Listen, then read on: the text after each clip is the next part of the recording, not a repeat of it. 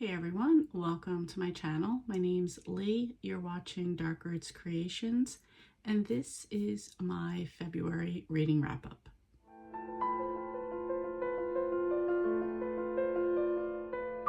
Okay, so it is a little late, but I did just finish Crime Rangoon by Vivian Chen. This is number 12 in the Noodle Shop series. This series is about a girl named Lana Lee, whose family owns Holy Noodle Shop in Asia Village in Ohio. A community of Asian businesses there. She lives with her best friend Megan and her dog Kiko. And she also dates a cop, Adam. That's pretty much the gist of it. A lot of murders this is a cozy mystery series. A lot of murders happen in and around Asia Village, and Lana has been known to be the amateur sleuth that helps solve the crimes. That's what's been going on so far. She's actually even teamed up with like a private eye and done a few other things. But in this one, she's also loves books, so we would all get along with her. She goes to a book event. She's the handler for an author at a book event. Turns out that author gets murdered, and the crime is following the same crime that happened in the book. So Lana, of course, is going to step in. Adam, her boyfriend, the cop, asks for her help. This is the first time that they are going to actually work together. He's usually all about her staying out of things, but he asked for her help this time, which was fun and also nice that he recognized, what she does. We also have her best friend Megan helping and her other best friend Kimmy Tran helping as well. In the past, Megan and Kimmy have not gotten along, but in the past few books, they are starting to grow on each other and work together. So it was very nice to see all four of them working together in this one. We didn't really have that much of her family in this one. Very limited amount of her family in this one. Actually just like mentions of Anna May, who's her sister, not really like the family. They did one dim sum, not really a lot. And there was a ton of sleuthing in this one, which I just got turned off to not turned off. It's not my favorite thing. I love dealing more with all the people in Asia Village, going to the different shops, a little bit more of the family, the day-to-day dynamics of what goes on. I mean, she was at the shop a little bit, but not that much. So that was just a little off for me. Other than that, though, it was good. Just not what I wanted. And this is a little disappointing because I do love this series, but this one just was not my favorite. So I give this one 3.5 stars. Still good. Still, if you love the series, read it. It was good, just not my favorite. Okay, sorry, this is going to be a little bit dark because I have my glasses on, so there's going to be a glare. So I don't want to turn on the ring light because that'll make a bigger glare. And it might be loud because I have the space heater going right here because it's very cold. I'm feeling super under the weather. I am not feeling good. I'm getting an earache. I have a sore throat. Wah, wah, wah. I'm just not feeling good. So yeah, anyway, I finished a book today. What exactly was it called? It's called Slavic Stories, Myths and Stories from the Slavs. This was a very short story. There were 2 stories in this. The first was The 12 Months, which was about a girl. I think she was like an orphan. She almost gave me like Cinderella vibes in a way, because there's like this mother and daughter, and she's kind of like the servant, I guess, to them. And it's the middle of winter, and they want all these like summer fruits, and they basically tell her like she has to go up to the mountain and get them, or they will kill her. So she goes up, and the 12 months like bestow some compassion on her and change the seasons to make those fruits happen. I think it was like, first one was like strawberries or some kind of berry, and then the next one was like apples. So she only comes back with 2 apples the second time. Yeah, second time, 2 apples. And the daughter's like, well, she held out on us. There's more. So she decides she's going to go up to the mountain and get the fruit. I'm going to leave the story right there and not tell you what happens afterward. If you want, read it yourself, find out what it is if you don't already know what this one is. And the second one was The Two Brothers. And in this one, there is an older, cruel, mean brother and a younger, poor, more honest younger brother. And again, the 12 months come into play in this one and aid the younger brother and serve justice to the older brother. Again, you can read them. I feel like these were very, I don't want to say like to scare kids, but to like kind of do the right thing, not be a jerk, I guess. This was just like a quick intro. I chose to read this book for Kat's Folklore February, Kat from Kat's Novel Adventure. And I was inspired to read something Slavic because I recently watched The Ballerina, which is like a spin-off to the John Wick series. And it just got me thinking a lot about like the Slavic folklore. And I was just kind of interested in that. So just a little touch into it. I only chose to read something small because I'm feeling a little bit overwhelmed with my TBR. So I would probably get into a little bit more in the future with this mythology and folklore. Just for right now, this was it. But I'm glad that I participated. I'm glad I got like a little taste of it. And I did rate this one 4 stars. So I'm going to go because I know that the heater is very loud and I'm just not feeling good. So I'll talk to you guys later. Okay, not feeling that great, but I finished a book today, so I figured I would just come on and talk about it real quick. This was When in Rome by Sarah Adams. This is the first book in the When in Rome series. This is about I'm not going to remember the guy's name. This is about a girl named Amelia who is like a pop star and she just needs to get away from her life. She's in love with Audrey Hepburn, so she watches Roman Holiday and she's just inspired to go to Rome. In this case, it's Rome, Kentucky. She goes to Rome, Kentucky, where she meets a guy named Noah. This actually happens because there's a snowstorm. She's in front of his house, like on his property, like where she gets stuck. He offers to help her. Whatever, that was like their little meet cute. She doesn't at first, but then she does. He owns his grandmother's bakery. Bakery. Yes, bakery. He makes pies. And so he kind of does like the grumpiness with her.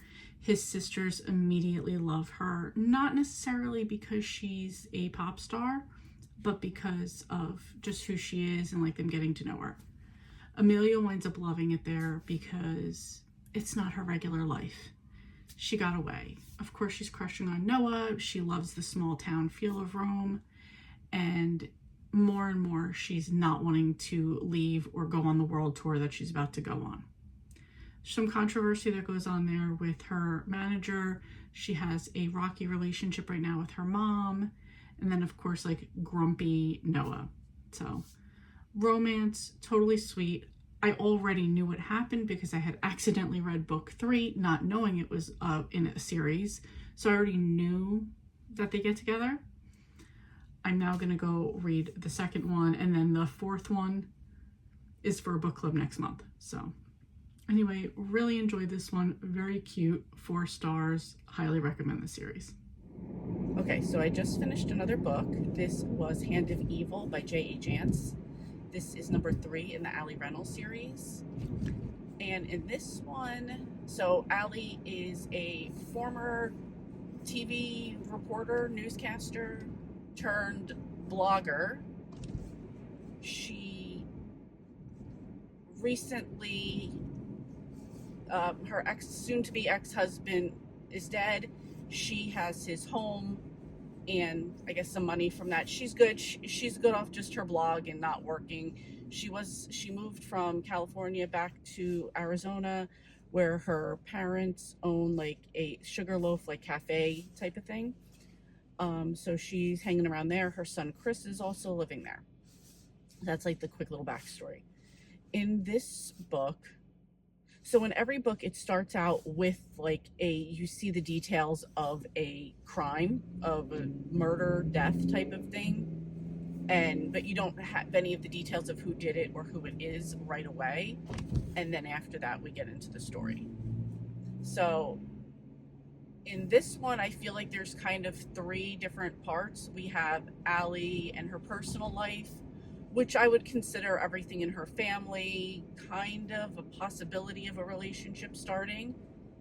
Then we have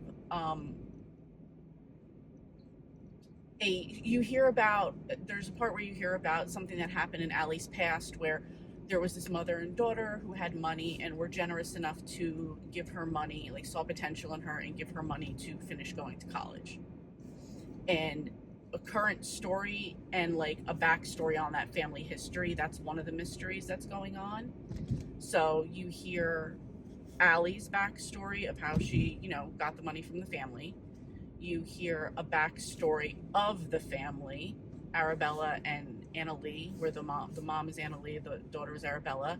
You hear the backstory of their family, and the mystery and the mother, Anna Lee is dead at this point, but you get the backstory and current mystery of Ariella. So that's the second part that she's working on. And then the third part, I would say, is one of Allie's friends has a daughter. They're living in Vegas and has a daughter who went missing. And they find where the daughter's at. Allie goes to get her and kind of like intervenes on the family's half, because there's times where, especially as a teenager, I remember, my mom couldn't tell me shit, but one of her friends who maybe I thought was like a little bit on the cooler side, and my mom was that for most of my friends. She was like the cool friend's mom, not for me, but for everybody else. But my mom had those friends for me as well, plus just other adults that you meet in life that you'd listen to a little bit more, and that's kind of what Allie became for her. And which I don't even want to give away what her story is, of that, like what the trouble she's in, but let's just say like it's all between Ariella's story and I can't remember I want to say her name's Missy, but I know that's not it. The young girl story. There's a tie-in to abuse, sexual abuse, and how women are easily persuaded into doing certain things for men. That's an overall theme of the whole thing. So this one was really good. From what I've heard, a lot of other people in Storm's group who are reading this think this was the best one. I'll be honest, I was really more into her personal life and the story with the young girl than I was with Ariella and her story, but there was a tie in there. But yeah, still really good overall. I gave this one 4 stars. I can't wait till the girls let me know the next time we're reading an Allie Reynolds book.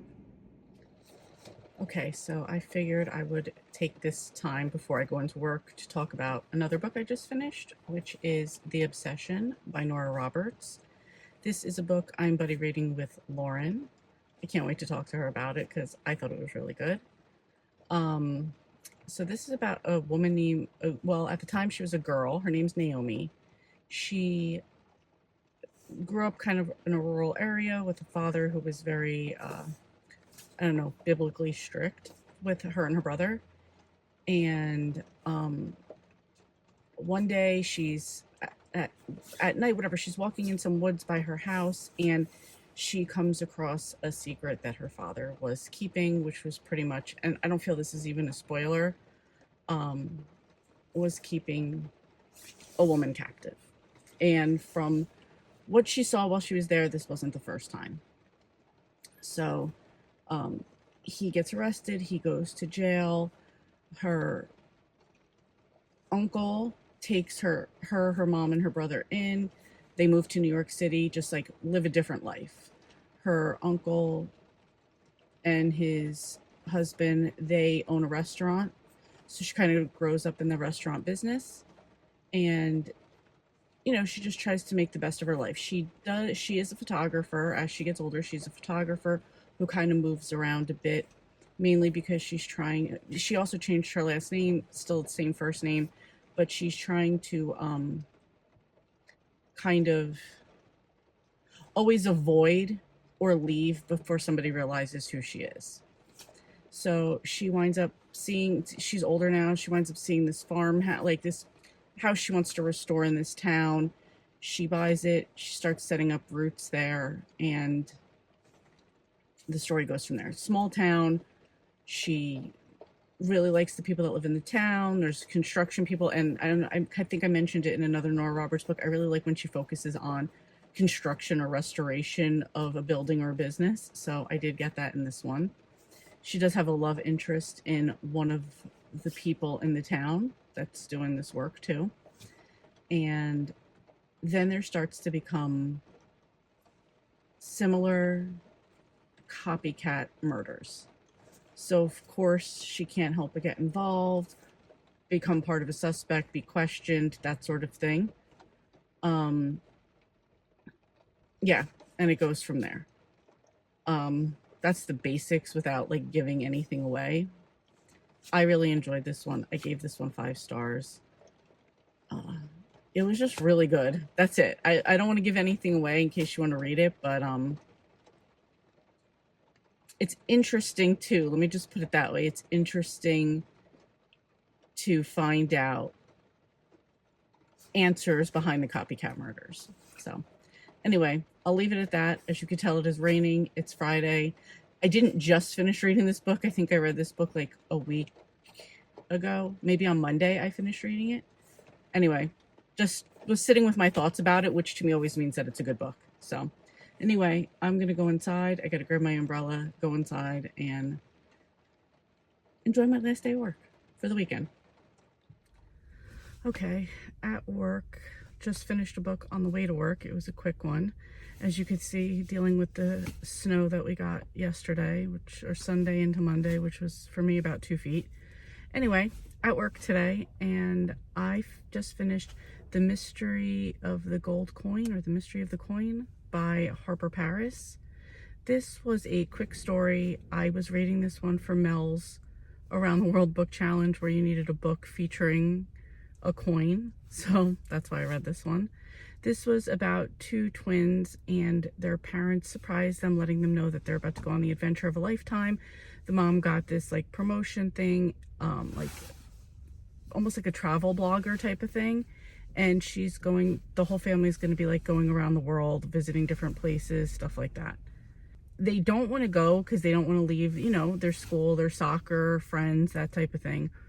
But, you know, they're kids, they're going to wind up going anyway. So their grandfather comes over to visit them before they leave and gives them each a gift. He gives the boy a gold coin and the girl a like journal, and he said to write down your adventures and your mysteries. So they spend the last day there, going to all like the different shops, like the bakery, just visiting one last time at all the shops in town. And now it's the next day, the day that they're getting ready to leave, and the boy can't find his coin. So the grandfather says, no problem, I'll take your last minute to-do list, I'll do the to-do list, you guys go look for the coin. So they go back through the town and they go looking for the coin, and they do find the coin in a fountain. They get it. They realize that like that was just the start of their adventures. So they go home, they get ready to go, they say goodbye to everybody, and now they're off on their adventure. I thought it was really cute, really quick, hit the coin prompt, so I give this one 4 stars. It was super cute. And yeah, that's it. Time to go into work, so I will check in next time. Okay, so I just finished a book. This was Reflections by Nora Roberts. This is the first book in the Banyans duology. This was I think this was published in '83. This is a very, very traditional Nora Roberts romance, especially for the 80s. Not my favorites at all. But for the purpose of giving a review, This is about a woman named Lindsay who was like a very prima ballerina.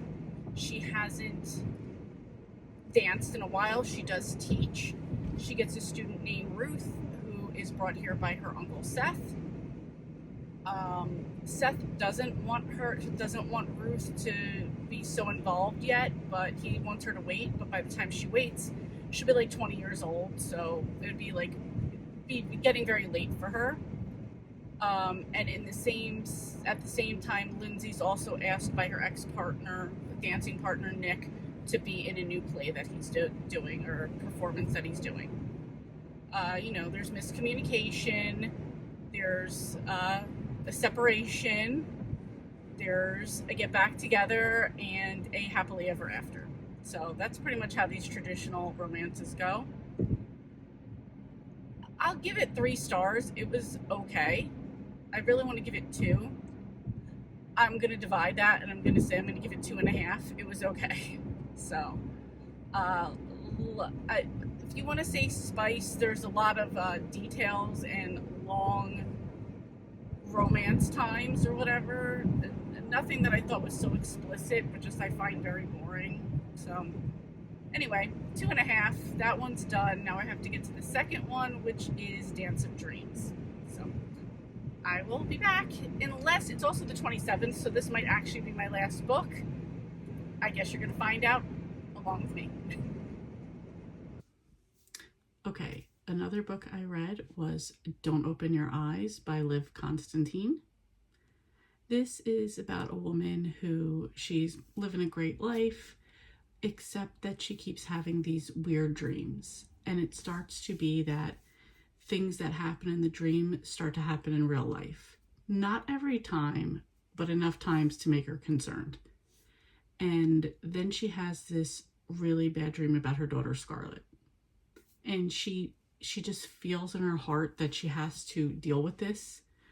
But she's already talked to her husband and a couple other people about some of the dreams and saying like it's an overactive imagination, and so she doesn't want to keep bringing it up to people, but it's like such this bad dream. Her daughter's in such danger, she has to talk about it or do something about it. In the meanwhile, she has her job and she's having to go away a lot. One of the dreams that she had was something when she went away, so part of that happened, so she can't always predict what's real, what's not, what's going to happen, what's not. But when it comes to her daughter, she's like, I have to figure this out. It might sound good, but unfortunately for me, this just didn't hit that good. It was good. Definitely not in my top favorite Liv Constantine books. They've done much better ones, in my opinion. I feel like the thing was sometimes the thing that would throw me out of it is you would be in the middle of a story, just like it's like something daily, and then without realizing it, we've just switched to the dream that she's having. That really would be confusing, threw you out of the book, at least threw me out of the book. So I didn't really care for that part of it. Again, it kept my interest. It was good, not great. And you guys know, I mean, this is the Last Mrs. Parrish authors, so I brag about that book all the time, how much I love it. So gave it 3.75 stars. For a thriller, that's okay. A little more than okay, because it was good. Like a 3 for me for thrillers is okay. So 3.75. I guess you can't get a home run on everything, but still good. Okay, so next up is Dance of Dreams by Nora Roberts. This is number 2 in the Bannon duology. And this is 5 years after the first book, Reflections. This one we're going to be following Ruth, who was the younger ballerina at the time. Lindsay was the first one. And in this one, 5 years have passed. Ruth is now like the prima ballerina, and she's going to be in one of Nikolai's performances. This is still traditional type of romance that would be written back then. This was published in 1983. It's a romance between Nikolai, who was even back then like Lindsay's partner, so he's a little bit older, between Nikolai and Ruth, and kind of like what Ruth wants her future to be, what Nikolai wants her future to be. And we kind of go into that type of like, I'm going to kind of run things the way I want things to be run type of thing as far as Nikolai goes. I gave this one, same as I gave Reflections, 2.5 stars. I don't necessarily like these type of romances. I like her more modern, that have more to the story than just the romance. Again, yeah, you had the ballet, but just wasn't for me. I gave it 2.5 stars. I'm glad I was able to check this off the list though. So duology down for Nora. And the last book I read for February was Pizza Day by Melissa. I do not know how to pronounce her last name. IY. It's here. This is a children's book. I literally picked this up and read it because I was trying to meet all of the prompts in Mel's Around the World Challenge. So I just wanted to get this one in. And the prompt was something that talks about or features pizza. So Pizza Day was perfect for this one. And this is about a boy and his father who grow a garden. And now they're going to have pizza day and going through the garden and getting all of the vegetables and things they need to make the sauce and toppings for the pizza. Very cute in terms of like learning to garden, the patience of like waiting for these things to grow and then being able to use them. There's also some recipes in the back of how to make like the dough, the pizza sauce, and then all the toppings that you'd put on, kind of like an assembly at the end too. Thought this was super cute. I gave this one 4 stars. Again, something I just read, like it was like a picture book just to finish off that prompt. So that's it. This is an overall of what I read for the month. I was happy I'm getting caught up on some of the Sarah Adams books. We had Vivian Chen in there, which I was happy to at least get into that one. I did the Slavic Stories for Folklore February, hosted by Kat. I also kept up with the J.A. Jance, Ali Reynolds read-along that we're doing. And I did get the 2 Nora Roberts in from the Banyan Duology, which was for Retro Romance Readathon. So, not bad overall. This was 10 books. I feel myself going into a slight reading slump right now, so I'll take what I can get in March. There's tons of readathons in March. So now I'm going to talk about what I do have planned for my March reading. Okay, like I said, I feel like a slump coming on, so we'll see what I can get done from this list. For this, I have for my personal curriculum, The Forge, I am trying to read Jennifer Hillier to 0. So I need to read Freak, which is book 2 of the one I just read, Creep. So this is in January, I believe. So this is the second one, Freak. There's also The Butcher, which I believe is book 3 in that series. Then there is Wonderland. Also, I would like to read for Nora Roberts. I'd like to read The Witness. And for the 4th book in the When in Rome series by Sarah Adams is In Your Dreams. Additionally, I have to read number 2 in the When in Rome series, which is Practice Makes Perfect. I would like to get to Snowed In by Erin Branscombe. This is part of the Freedom Valley series. This is the last one as far as I know. I wish it wasn't, but that's where I'm at with it. I have to finish the last one. And then for Blake's book club / discussion group, we are doing The Examiner by Janice Hallett. Again, I'll see how many of these I can get through and to and see how I do. Yeah, it's just where I'm at and how I'm feeling right now. I'm not really going to talk about any of these because hopefully I'll read them and then I will be able to tell you about them in a wrap-up. So anyway, that's it from me. Let me know how you guys did with your reading in February. Did you have any standouts, favorites, maybe something you didn't like at all? And what you are planning on reading for March. There's a ton of readathons out there. I know of Middle Grade March, March Mystery Madness, March of the Mammoths. There's a ton more I can't even think of. Those are just the 3 I can think of off the top of my head. So let me know what you're planning on getting into. And yeah, that's it. Thanks for watching, and I will see you next time. Hey, thank you so much for watching. Your support means a lot to me, and I love connecting with our amazing community. If you enjoy my content, please like and subscribe to stay updated with my latest videos. Thanks again, and I'll see you next time.